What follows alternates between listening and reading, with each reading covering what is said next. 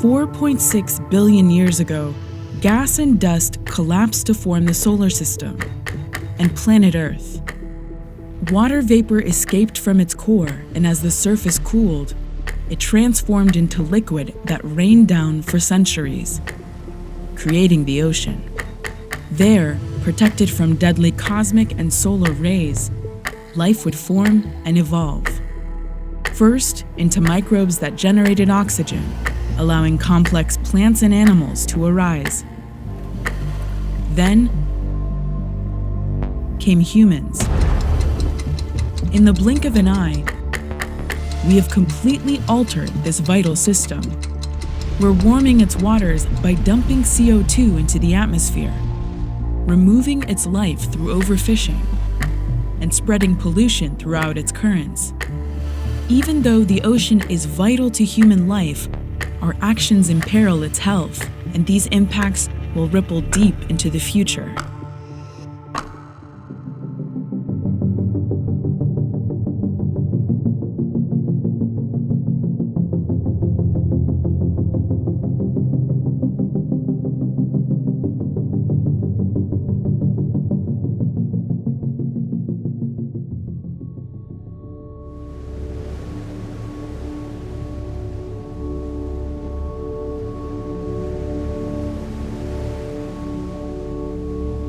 So this is the ocean. It's like clearly so easy to love. Even on like a cold, windy day, it has this like majesty and power. And it's just one big thing. But it's all connected by currents. There are these gyres flowing through everything. So yeah, it's just this one big, dynamic, crazy, beautiful thing. Dr. Ayana Johnson is a marine biologist by training. She's dedicated her career to crafting community-based policies in an effort to heal the ocean.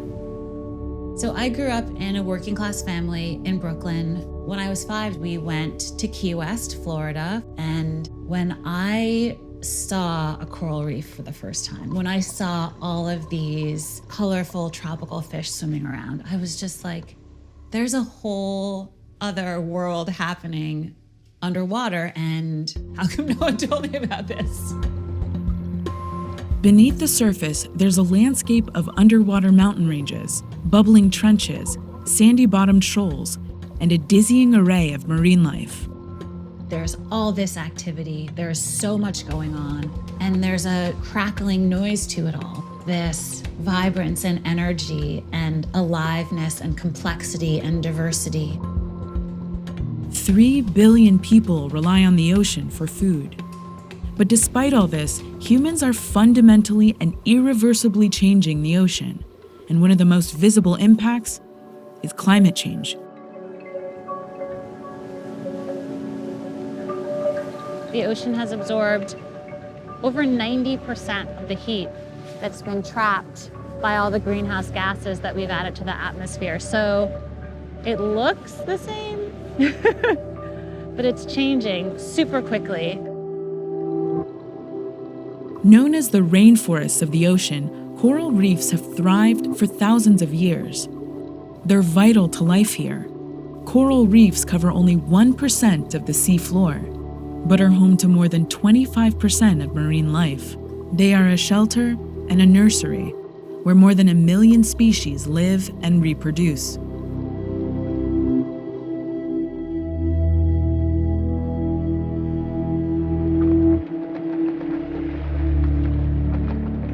I think that is the saddest thing of all. The reef may die before we've really told people why they're important.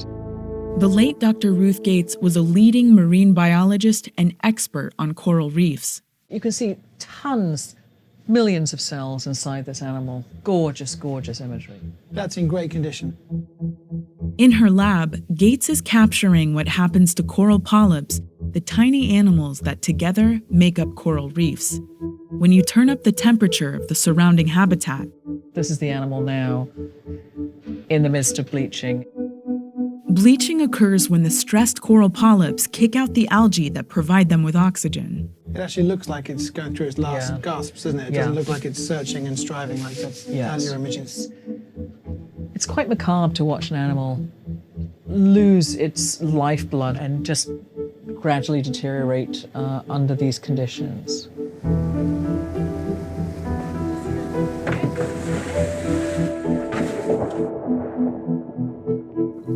Dr. Gates is using what she calls assisted evolution to identify and breed species of coral that can better handle the heat. What we're trying to do is accelerate what nature does. Put the right sperm and egg together and create the super coral. She and her colleagues are in a race against time. What we're going to be seeing is annual moments of bleaching.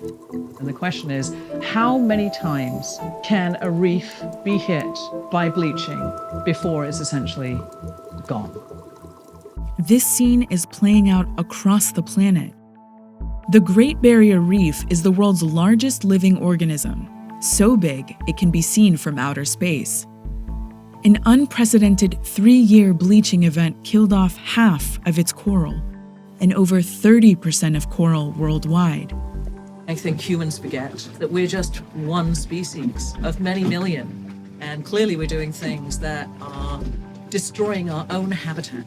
And that lack of connection and understanding of the way the planet's system is being affected will ultimately wipe us out as a species. The Earth has already warmed about 1.1 degrees Celsius. By the time it hits 1.5 degrees of warming, 95% of coral reefs won't be able to survive. By the time it hits 2 degrees Celsius of warming, 99% of coral reefs are predicted to be gone. And that could happen in the next 30 years. And it's fucking heartbreaking what we've done to this planet.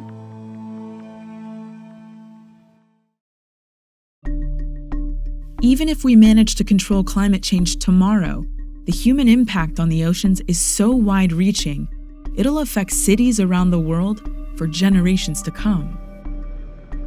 It is kind of scary to think about how much the ocean has been impacted already by climate change and how much more change could be coming.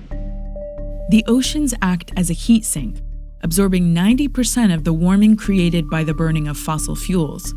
We're reaching the limit of how much carbon dioxide the ocean can absorb. We are seeing these tipping points. We have seen them with ice and sea level rise. We're now projected to lose all the ice in Greenland. It's just a matter of exactly when that will happen. If all of Greenland's ice sheet were to melt, it would cause the global sea level to rise by about 7 meters, or 23 feet. The melting Greenland ice sheet is the single biggest contributor to sea level rise worldwide. It shed a record 1 million tons of ice per minute in 2019. As this melt accelerates, cities close to the water's edge will be forced to make some tough decisions.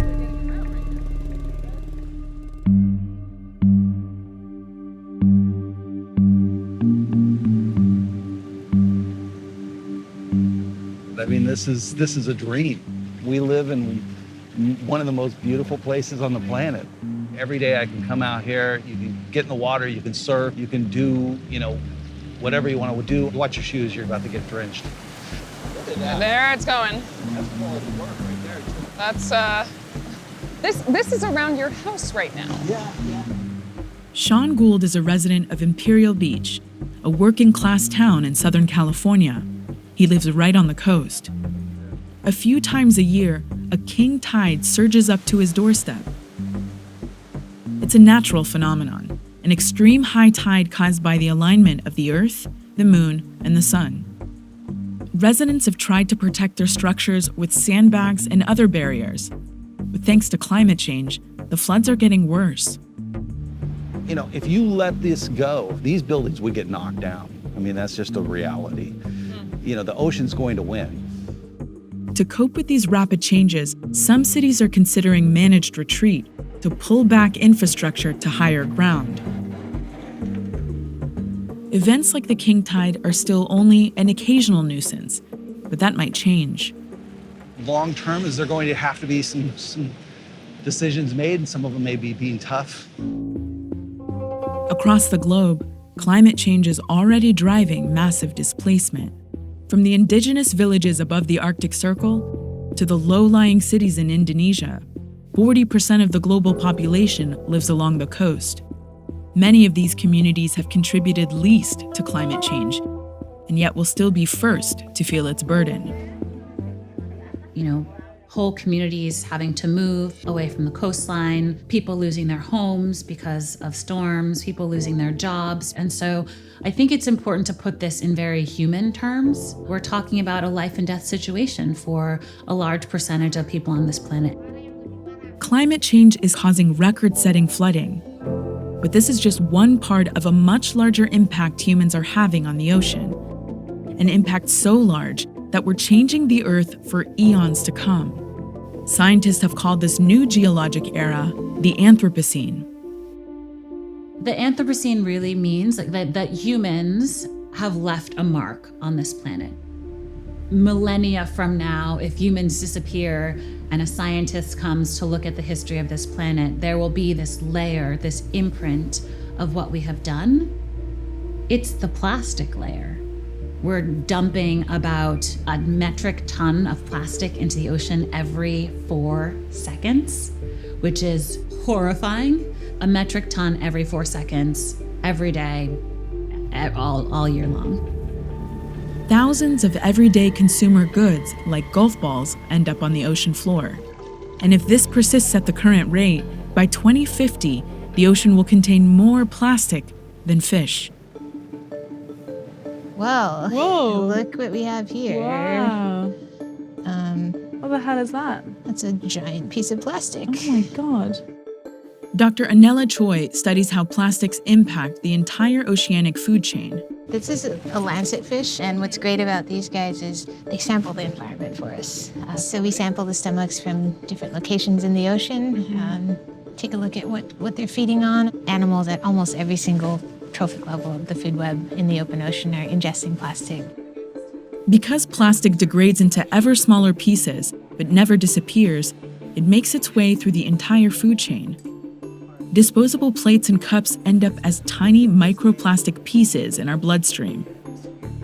These pieces of plastic are made out of petroleum and other chemical contaminants. They sort of act as little sponges. They actually accumulate toxins and then they get ingested by animals. And if there's plastic throughout that habitat, it's going to have some really serious impacts. Around half of all plastics produced are single-use, and only a fraction are meaningfully reused.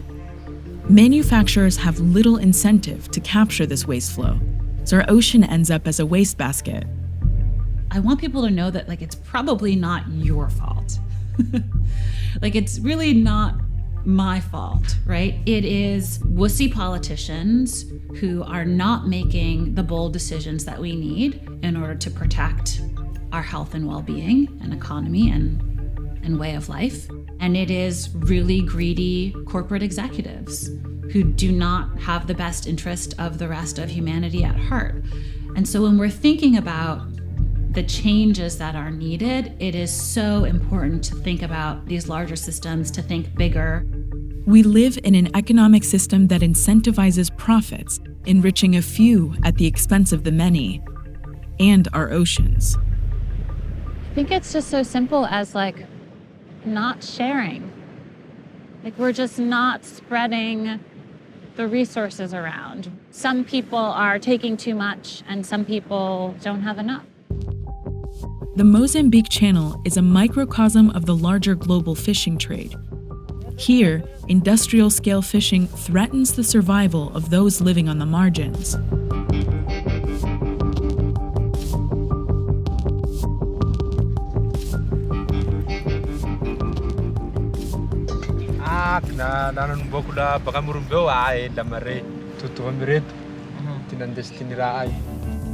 The Vez are a nomadic tribe who have fished the channel for generations. Historically, shark has been a part of their diet.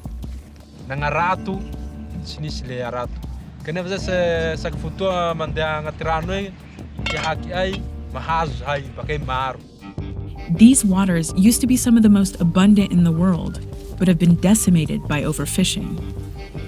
So now, the vests survive on small fish and dried squid. The fishermen aren't getting rich, they're just getting by. The more significant devastation comes from the commercial operators who exploit these waters for profit, many of them illegally. There are 4,000 ships licensed to fish the Indian Ocean, and this single ship is capable of casting 1 million hooks per day. They indiscriminately sweep up everything in their path, including sharks who die after getting dragged for days. And catching them isn't illegal if they're thrown back.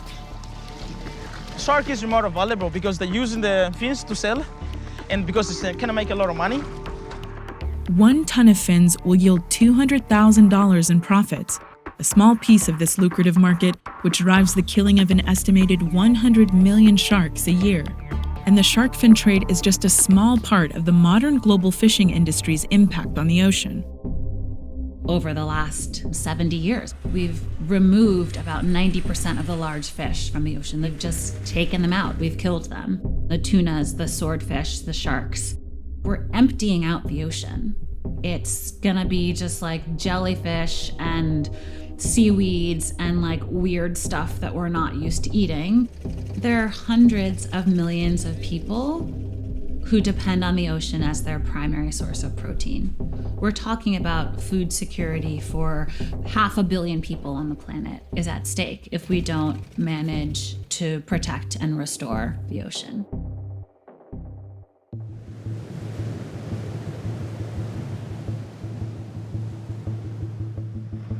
When we think about the way that ocean conservation and climate change intersect, and it's often poor communities and communities of color along the coast who are bearing the brunt of the impacts of climate change. But what we don't think about enough is how those very same communities can and should be leading on the solutions. And Johnson has worked with communities in the Caribbean to do just that. The thing that gets me out of bed in the morning is thinking about climate solutions and ocean conservation and how do we build the right collaborations and the right team, right? Because we need people from every community leading their communities in this transition. In 2012, Johnson traveled to Barbuda, a small Caribbean island whose coral reefs had been battered by human impacts. She teamed up with local islanders to identify offshore areas that needed protection. Based on their input, she helped establish the Blue Halo Initiative. It created 5 marine sanctuaries that now protect nearly 33% of Barbuda's coast. And seeing the interplay of all these marine species with human use, with policy, with the marine protected area, with the economy, I grew to appreciate that ocean conservation is this crazy puzzle. It's all of those things together.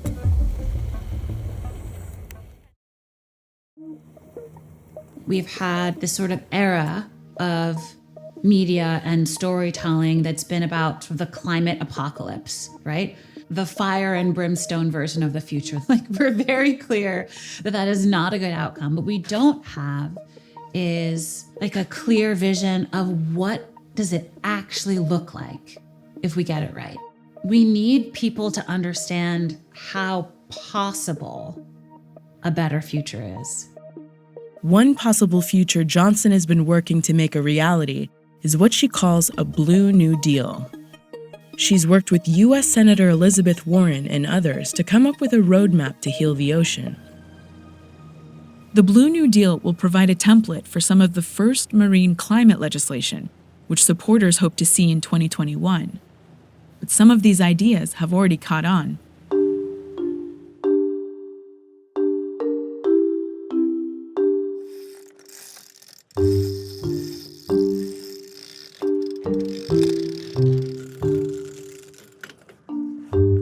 You know, for a fisherman, it's kind of weird to grow plants, but this is the future. This is like arugula farming. I can't go to the same bars anymore when I'm going to tell my story. Like, I went out and I cut off some kelp, you know? Brent Smith used to be an oyster farmer, but his business was wiped out by Hurricane Sandy, which experts think was made worse by climate change. So this lifelong fisherman turned to harvesting kelp. What are the benefits of kelp farming specifically? We soak up 5 times more carbon than land-based plants. Okay. We filter nitrogen out of the water column. We function as an artificial reef, so all these species can come and hide and thrive. We're storm surge protectors for local communities. So too much carbon in our waters is creating acidification. So we capture that carbon and essentially sell it. But you do eat this? You eat this on a regular basis, or? No. No. Why not? My wife eats it. I mean, I'm not a sea vegetable guy. I just don't want to oversell saying, oh, everyone's going to eat this tomorrow. Smith sells his catch to companies like Google as a niche product. But if scaled up, a network of kelp farms spanning just a fraction of the U.S. coastline could remove the carbon equivalent of almost 95 million cars a year. For Smith, it's about much more than just reducing carbon. The goal of transitioning to a new economy isn't just job creation, isn't just like creating call center jobs. It's creating jobs, creating a life that you can still sing songs about. In this new human era, the ocean may never be what it once was. When I think about the ocean as this like really big thing, it's hard to imagine that we've messed it up so much as we have.